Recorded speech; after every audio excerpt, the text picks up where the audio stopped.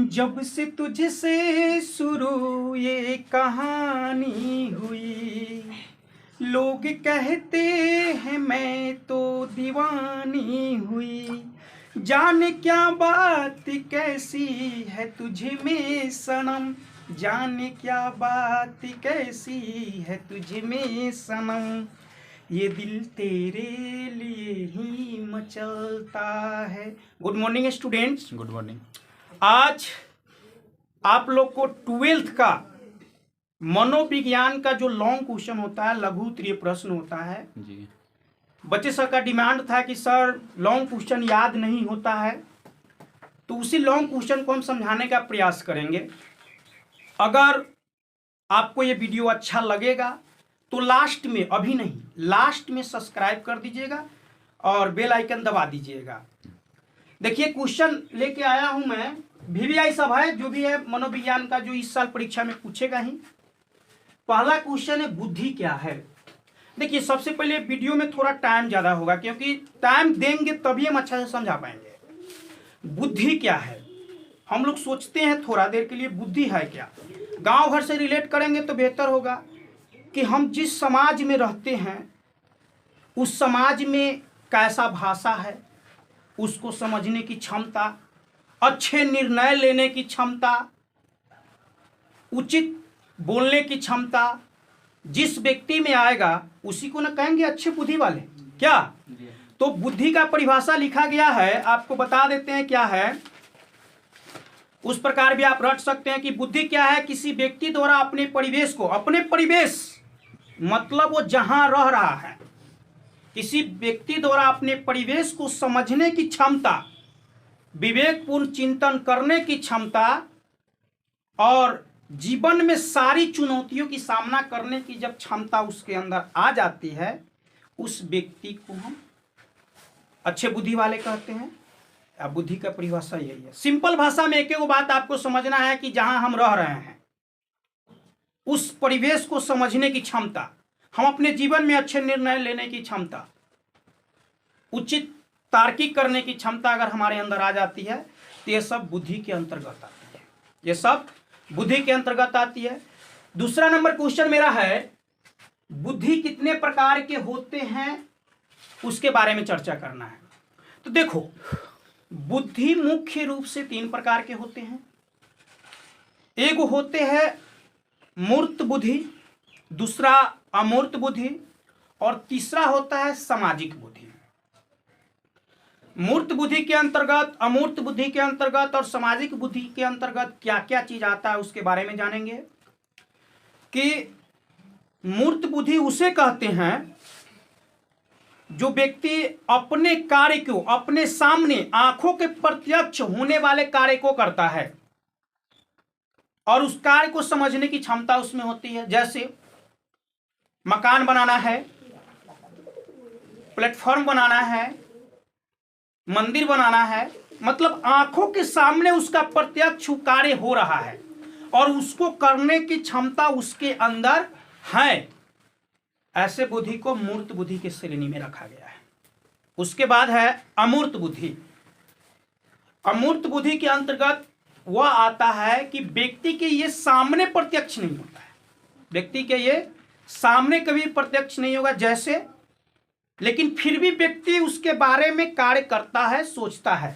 जैसे आत्मा क्या है, परमात्मा क्या है, देवी देवता क्या है, इसके बारे, इसके रहस्य को जानने के प्रयास करता है अमूर्त बुद्धि के अंतर्गत। और मूर्त बुद्धि के अंतर्गत क्या करता है, मकान बनाना है, घर बनाना है, ये सब का जी। एक और बोले हैं कि सामाजिक बुद्धि। तो सामाजिक बुद्धि के अंतर्गत बच्चे क्या करते हैं तो वो आप जान लीजिए। व्यक्ति एगो होता है कि व्यक्तिगत कार्य होता है अलग, एगो होता है सामाजिक कार्य भी होता है।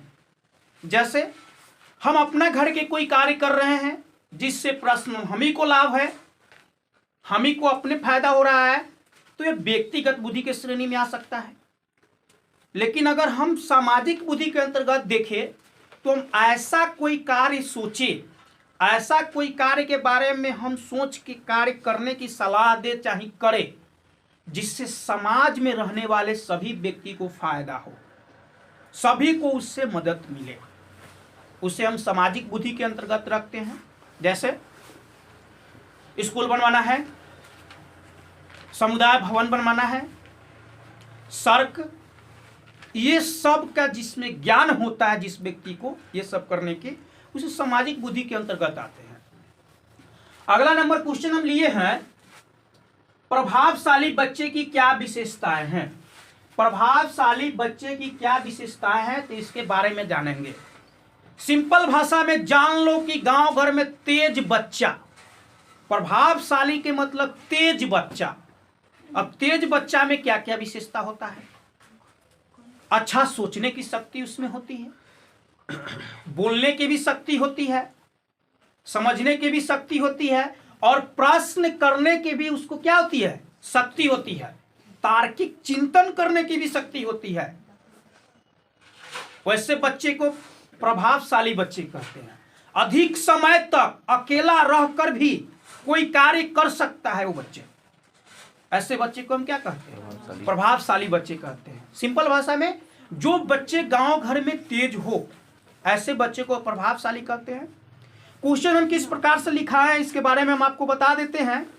लिखा गया है, प्रभावशाली बच्चे की निम्नलिखित विशेषताएं हैं, जैसे कि उन्नत तार्किक चिंतन, वह कभी भी गलत चीज के बारे में नहीं सोचता है। उन्नत मतलब जो अच्छाई हो उसके बारे में वो हमेशा चिंतन करता है। चिंता भी दो प्रकार की होती है, चिंता भी लोग दो प्रकार से करते हैं।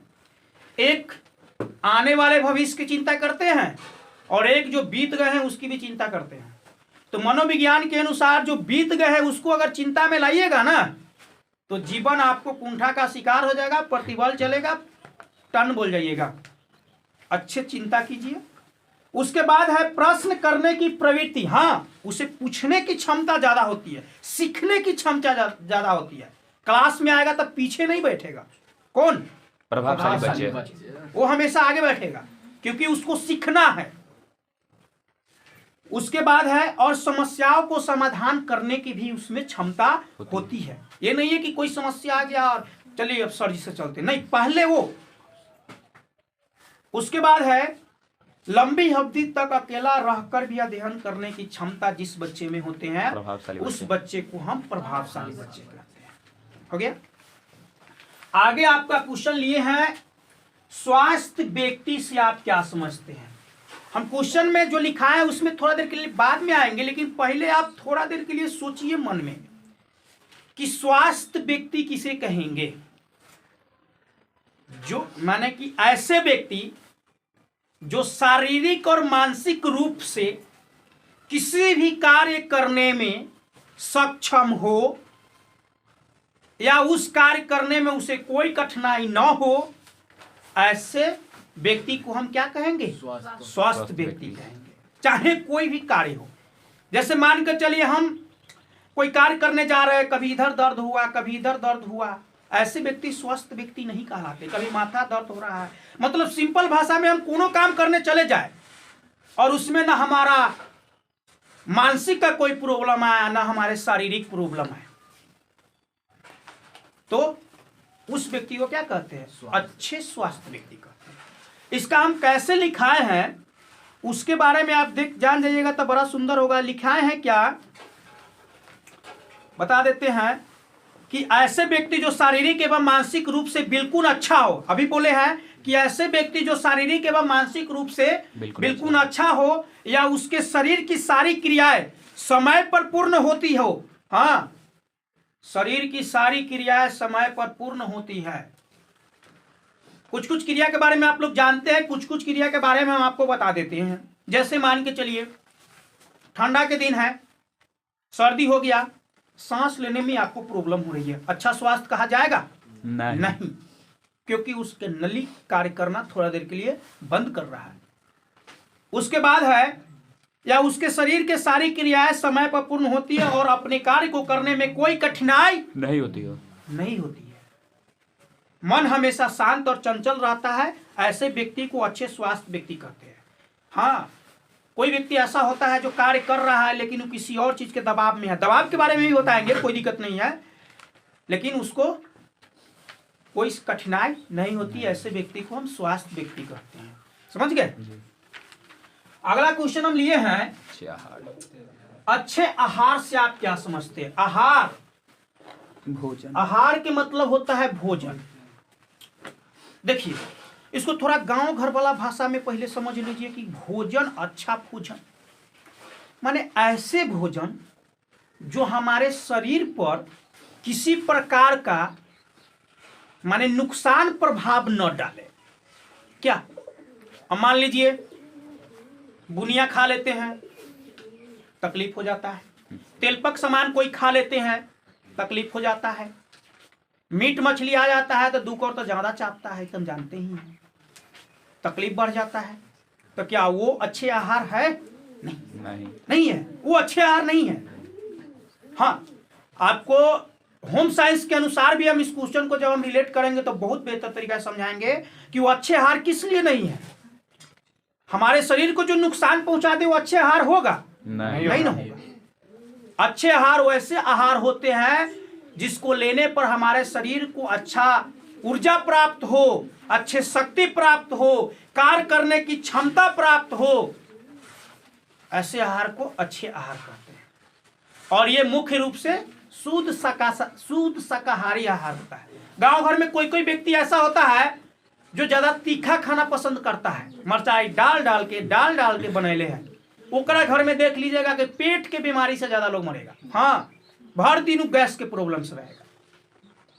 और जो मीठा मीठी खा रहा है, कोनो ऐसा होता है जो कहेगा कि तेले में छान के लाओ, उसको भी दिक्कत होता है। तो भाई उसका एक मात्रा होती है, उस हिसाब से खाया जाए। तो अच्छे आहार वैसे आहार को कहा जाता है जो जिसको हम लेने के बाद हमारे शरीर में किसी भी प्रकार का नुकसान न हो और हमें कार्य करने की क्षमता प्राप्त हो। भोजन काहे करते हैं, आहार काहे लेते हैं? कार्य कर, ऊर्जा के लिए, कार्य करने की क्षमता प्राप्त हो, ऐसे आहार को हम अच्छे आहार कहते हैं। अगला क्वेश्चन है, आत्महत्या क्या है? देहाती तरीका से इसको तरीका समझ लो, बड़ा सुंदर बात है। हमरा कोनो गरिया दिया, सुसाइड, हमको कोई गाली बोल दिया, चाहे हम किसी टेंशन में अपने आप को मार दिए, जहर खा लिए, जाके ट्रेन में कट गए, नदी में डूब गया, आत्महत्या है। माने जानबूझ के अपने मृत्यु का कारण बनना आत्महत्या कहलाता है। जानबूझ के अपने मृत्यु के कारण बनना आत्महत्या कहलाता है। इसी बहुत सुंदर गति है कि आत्महत्या क्या है, तो जानबूझ के अपने मृत्यु के कारण बनना आत्महत्या कहलाता है। और ये होता क्यों है, आत्महत्या क्यों होता है? तो आत्महत्या हमेशा निराशा के कारण होती है।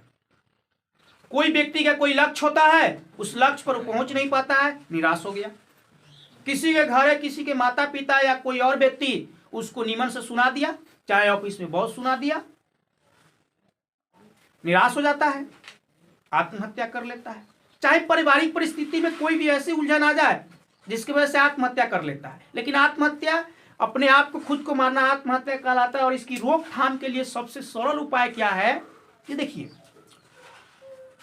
उस व्यक्ति को जो एकदम आत्महत्या माने कि अगर किसी को कोई बोल दिया, चाहे वो ग्रसित हो गया, उस व्यक्ति को कोशिश करना खाना खिला देना। क्योंकि खाना खा लेने के बाद व्यक्ति को गुस्सा शांत होता है, और ज्यादा रोने की मन करे तो थोड़ा रो लीजिएगा।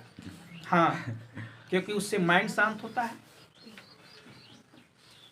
तो खाना खिला देना। दूसरी बात है कि अगर उस बच्चे से कोई गलती हो गया है तो उसे डांटने की बजाय उसे सही रास्ता दिखाना, और ऐसे ऐसे व्यक्ति के संपर्क में उसको रखना जहां हंसी मजाक की चर्चा ज्यादा होती है, मतलब उसका माइंड वहां से कुछ अलग हो जाए।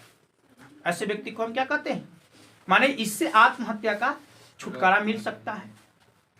अगला क्वेश्चन में हम आ रहे हैं, रोग भ्रम क्या है? हाँ, देखो ना रोग भ्रम क्या है। ये गांव घर में अधिकतर महिलाओं की होती है रोग भ्रम, पुरुषों के भी होता है। जैसे देखिए, हम अगर कहीं जा रहे हैं, रात में कोई चीज हमको काट लिया और हमारे मन में हो गया बाप रे बाप हमारा तो सांप काट लिया होगा, और उसके टेंशन में मर रहा है, वो रोग भ्रम हुआ।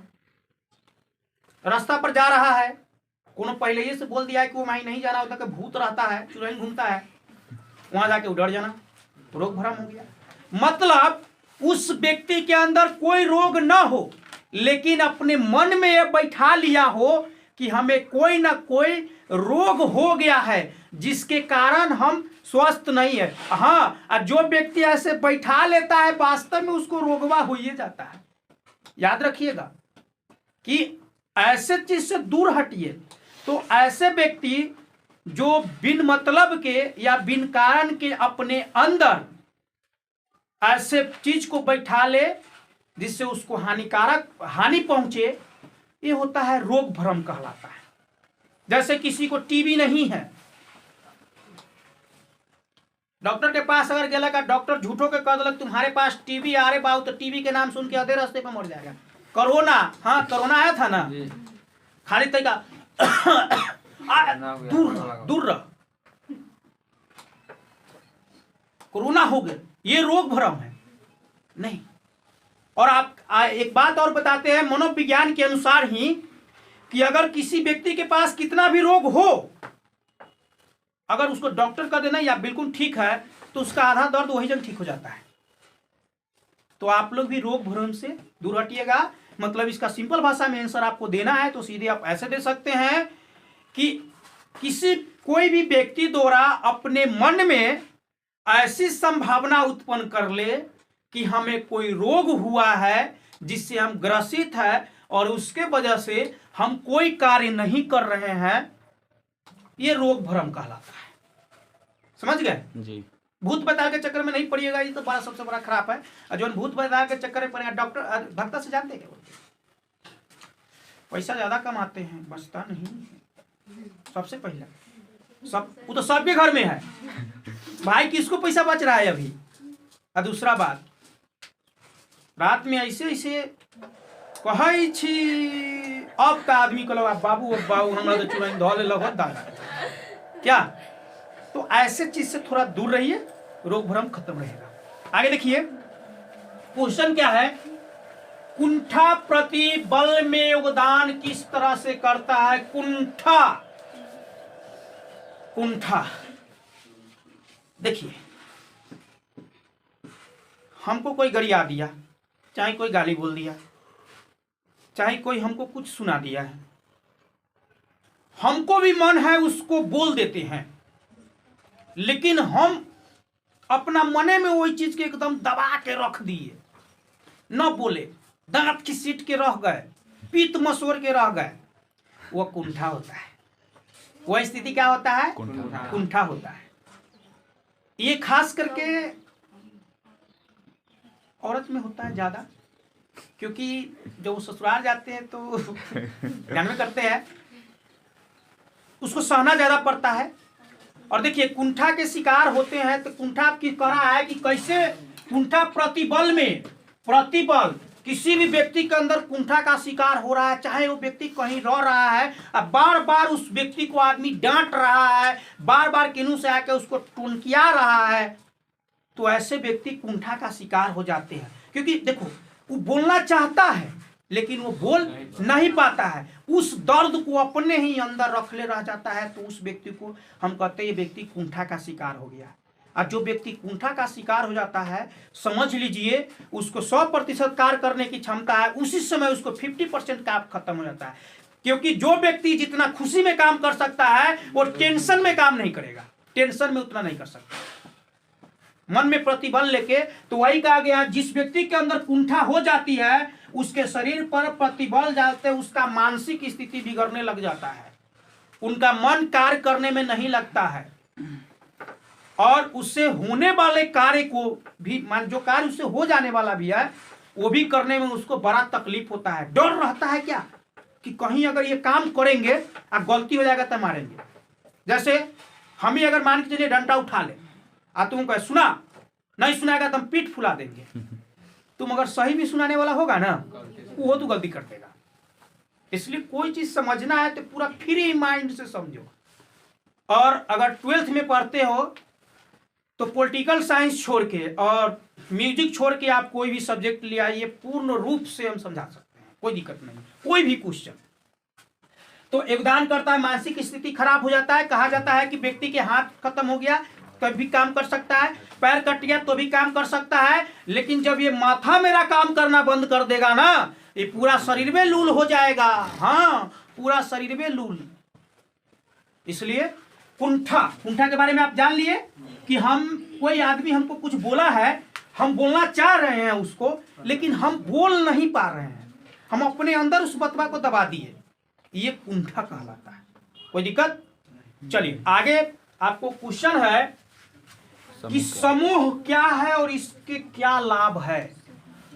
समझिए, बहुत सुंदर से समझाएंगे इस बात को। समूह, सबसे पहले ये देखिए, कहीं भी 10 गो लोग आता है समूह, तो सबसे पहले कम समूह एक सेकंड आप बताइए तो समूह बनाने के लिए कम से कम कितने व्यक्ति चाहिए? 2 व्यक्ति। हाँ, 2 व्यक्ति से तो कम तो समूह बनेगा नहीं, लेकिन 2 से अधिक समूह माने कि जनसंख्याओं का संगठन, और उस सभी का संगठन का मत एक हो, किसी चीज के चर्चा के बारे में उसका मत एक हो, ऐसे चीज को हम क्या कहते हैं? समूह कहते हैं। 2 या 2 से अधिक व्यक्तियों के संगठित समूह को समूह कहते हैं। तो अब कहा है कि समूह किस प्रकार लाभ देता है, हम इसको समझाने का प्रयास करेंगे। मान लीजिए हम 2-3 गो तरीका इसका बता देते हैं। एगो कलम है, अगर किसी इसमें से एगो लड़का को अगर देंगे तो कहेंगे इसको तोड़ दो, तोड़ देगा, उसी समय तोड़ देगा वो। लेकिन अगर इसमें 5 गो कलम के बांध दे और तब कहेंगे उसको तोड़ो, तोड़ पाएगा नहीं। यही समूह का फायदा है। मतलब समूह में जो है वो कभी टूट नहीं सकता है, एक दूसरे पर आश्रित होकर सबका काम चलता रहता है। अगर मान के चले किसी आदमी के 50,000 रुपया की जरूरत है, सारे समूह 2,000-1,000 रुपया मिला के उस आदमी को दे देगा, उस आदमी की बेटी की शादी हो जाएगा, चाहे कोई और भी कार्य हो जाएगा, फिर अगले महीने में वो सब उठा के उसको दे देगा, फिर अगले महीने में वो सबको फायदा हो रहा है। माने इससे आगे बढ़ने में सहायता मिलती है। किससे? समूह से। और समूह में सभी का मत एक होता है। किसी भी कार्य करना है तो उसमें सारे व्यक्ति का मत एक होता है और वो कार्य अच्छा होता है। क्या कोई अकेला आदमी सड़क बनाने जाएगा तो बना लेगा? नहीं। समूह में जाता है तो बना लेता है कि नहीं? तुम एक बात देखो ना, अकेले ऊँख छीलने जाओगे ना, ऊँख छीलने जाओगे, चाहे कोई भी काम करने जाओगे, 2 घंटा करोगे, 3 मने उग जाएगा, भाग जाओगे, कहोगे बाप रे बाप दिन भर आज काम किए हम, हमको तो हालत खराब हो गया। लेकिन अगर वही 5 आदमी जा रहे हो तो तू दिन भर कार्य कर लेगा, लेकिन फिर भी तुम्हें हरासमेंट महसूस नहीं होगा। क्यों? क्योंकि 5 आदमी के वार्तालाप होगी, विभिन्न प्रकार के मन में होगा कि चलिए हम नहीं छिलेंगे तो वो छिलेंगे ना जी। तो समूह फायदा देता है व्यक्ति को, समूह फायदा देता है। तो यही 9 क्वेश्चन आपको मनोविज्ञान का VVI लाए थे। अगला वीडियो में फिर आपको इसके बाद VVI क्वेश्चन लेके आएंगे। आप कोई और सब्जेक्ट का भी VVI चाहते हैं, बोले कि म्यूजिक और पॉलिटिकल साइंस छोड़ के 12th में कोई भी सब्जेक्ट हो तो आप कमेंट में कह सकते हैं, उसका भी हम बनाने का प्रयास करेंगे। देखिए मेरे पास अभी टाइम रहता नहीं है, पूरा भर दिन कैसे हो। हाँ, एक बच्चे ने कमेंट किया था कि सर बोर्ड पर दिखाई नहीं देता है, तो मेरे बाबू अभी हम मोबाइल से वीडियो बनाते हैं, अगर आप लोग की सपोर्ट रही ना तो एक दिन होगा कि हम कैमरा से भी बनाएंगे। चलिए इतना ही कर